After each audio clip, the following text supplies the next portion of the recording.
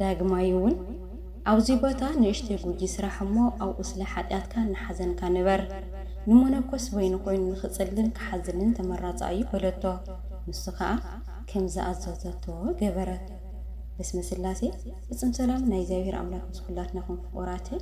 ኣብዚ ሓለፈ ናድና ክርስቶስ ሳምራ ገድሊ መበል 14 ክፋል ሒዙ ቀሪቡ ነይሩ ሕዝን ካብቲ ዝሓለፈ ዝቕጽል ኮይኑ መበል 15 ክፋል ሒዙ ቀሪበልኩ መልካም ጊዜ ናይ ኣድና ቅድስቲ ክርስቶስ ሳምራ ገድሊ መበል 15 ክፋል እዚ መስል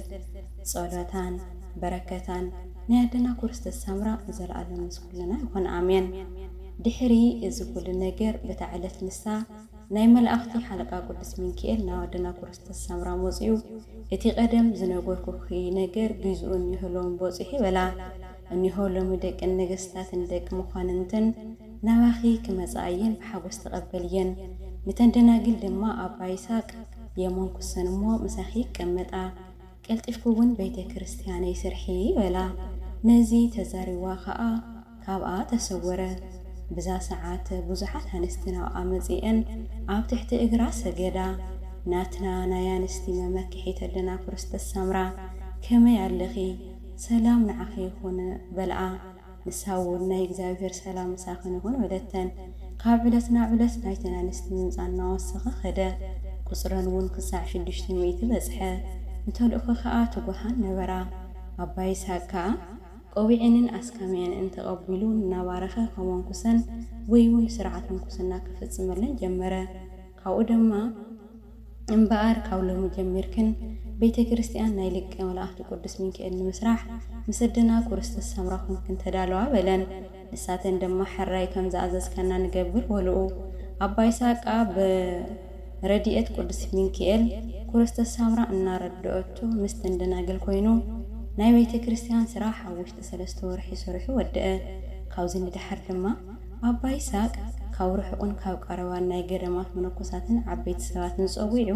ነታ ቤተ ክርስቲያን ኣባረኻ ኩላቶም ኣወልዶምን ኣወዳቶምን እውን ናይ ጎይታና መድኃኒትና ኢየሱስ ክርስቶስ ቅዱስ ስግኡን ክቡር ደሙ ተቐበሉ። ዳግማይ እውን ጎይታና መድኃኒትና ኢየሱስ ክርስቶስ ናብ ኣድና ክርስቶስ ሳምራ መጺኡ ኦ ፍቅርተይ ክርስቶስ ሳምራ ካብ ሕጂ ንድሓር ንዘንደናግል ሕጊ ወንጌል መሃርየንን ከይድቅሳውን ሓለውየንን በላ ነዚ ነጊርዋ ድማ ብዓብይ ክብርና ሰማይ ዓረገ። ካብታ ሰዓት ንሳ ጀሚራ ድማ ወንጌል መንግስቲ ክትምህረን ጀመረት። እሽዑ መንግስተ ሰማያት መብራህተን ሒዘን መርዓዊ ክቐበላ ዝወፅ 10 ደናግል ትምሰል ካብኣተን እተን 5 ዓያሹ እተን 5 ከዓ ለባማት ነበራ። እተን ዓያሹ ቀቀንደለን ወሲደን ዘይቲ ኣይ ተማልአን እተን ነባማት ግና መመስቀንደለን ዘይቲ ኣውጣነን ተማልአን ነበራ። መርዓዊ ምስ ደንጎየ ድማ ኩላተን ተታኺሰን ደቀሳ። ፍርቂ ለይቲ ምስ ኮነ ከዓ እኒሆ መርዓዊ ክትቀበሉ ውፁ ዝብል ዓውዓውታን ዕልልታን ኮነ። እሽዑ ኩለን እተን ደናግል ተንሲአን ቀቀንደለን ኣሳናደዋ። እተን ዓያሹ ነተን ለባማት መብራህትና ክጠፍአና ኢሉ እሞ ካብ ዘይትኽን ግዳሃዋና በልአን። እተን ለባማት ግና ናውቶም ዝሸጡ ደኣኼትክን ርእስኽን ተሻያጣ እምበር ንኣናን ንኣኻትንን ዝኣክል የብልናን ኢለን መለሳለን። ክዕድጋ ምስከዳ እቲ መርዓዊ መፀ እተን ተዳልየን ዝጸንሓ ምስኡና መርዓ ኣተዋ ማዕጾ ድማ ተሓፀወ። ደሓር እተን ዝተረፋ ደናግል መጺአን ኦጎይታ ኣርህወና ኾታ በላ ንሱ ግና ብሓቂ ኣይፈልጠክን እየ እብለክን ኣለኹ ኢሉ መለሰለን። እምበኣርሲ እታ ወዲ ሰብ ንሓጥን ጻድቃን ክፈርድ ዝመጸላ መዓልቲን ሰዓትን ኣይትፈልጣን ይኽን እሞ ንቕሓ ካምተን ዓያሹ ኣይፈልጠክንን እንተይልክን እንታይ ክትምልሳሉ ኢኽን እናበለት ትመኽረን ነበረት። ኩሉ ጊዜ ጽቡቕ ምሳሌ እናምጽአት እናተርጎመት እናብራህርህት ከምዚ እናበለት ትምህረን ነበረት። ናይ ገዳም ኣመሓዳሪት ወይ እውን ምምኔት ዝኾነት መጽሓፍትን ምስጢራትን ብዘይ ሕንቀት ንደቃ ክትምህር ይግባእ። ኣትንደናግል ክብረን ጽህናኽን ኣብ ዘይግዝኡ ተጥፍኣ ወይለኽን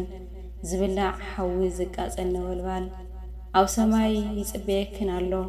سلفكن بموقات ندق سوات تسحتا كلخن ويلخن أسماي زقات الحوي تداليلكن الله إنها ولد كل جزت مخرن نبرت إتهن دناقلون مدري زرئي كم تقبل تنقرن انت مخرنن بفرحة بمن قطقاطن يقبل آن ورا مخران تمهرتان بمقبال كابتن دناقل ودقواد من أخوعاتا أفتي وشت ودقواد تراي زبانن كوينن سلحات آتن زنسليان ورا كاواتن أفتي وشت ودقواد بصمون بسجدتن زنبرا دناقل نفسن بمستفليان لوا كاواتن علتهموتن بمذكار نوشت بحري آتين قيمون سلحات آتن زبخيان زحزنان اللوا عدنا كورس السمرة دما ناو بهير بوصان ناخدت مستمعو زنورو قدسان كساع شوعات معالت تسأنح نورت دحري شوعات معالت خاء نام منوري أنا بعات قلتفات ملس ناو هنا قن إلياسن ذلو بهره يوان ناخدت مسؤوم تزارارب قلتفا بخن فرديات نابعاتا استمالسات اللي بيزون علو بخمسي عينت قبري نبوزح زبن نبرت كاوزن دحر حدش تقارلو جمرت نتندنا قلدقا أكيواون كاو حجين إنو عليهم تفاغرا نيقزابير بمفرحون نورا ولتن كمزي مسولتن نتن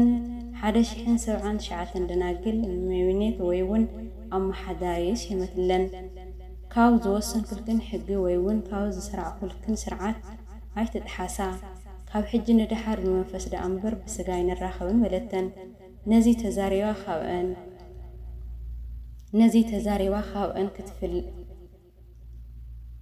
تزاريوا خاوئن كتفل لخلا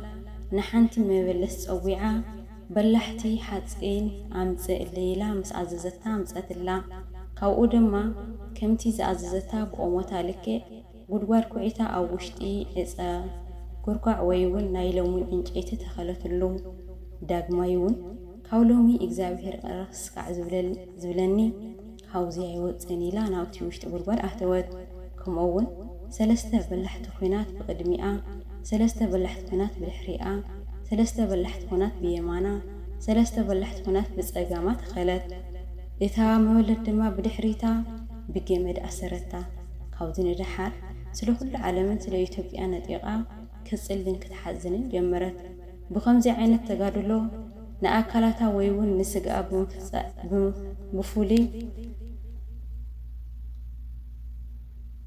بفولي سموا منكران ناسقيت نبرت أو سجدلو جيزي نقدمتن ندحريتن نيمانن نسقامن كتل كلا يوتيخوناتي وقاس لزنبرة سقا قوسلا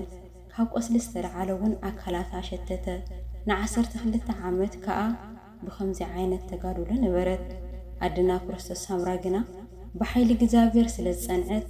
كافتي قدواد وزيئة أو نايت أنا وحرقاتيا نختصلي ملأك جزابير عززا كاو دما كافتي وشتي بحرين ناتسليت سلست عامات تقمتت صولتان بركتان عدنا كرست السامرا نزل على مسكولنا يكون آمين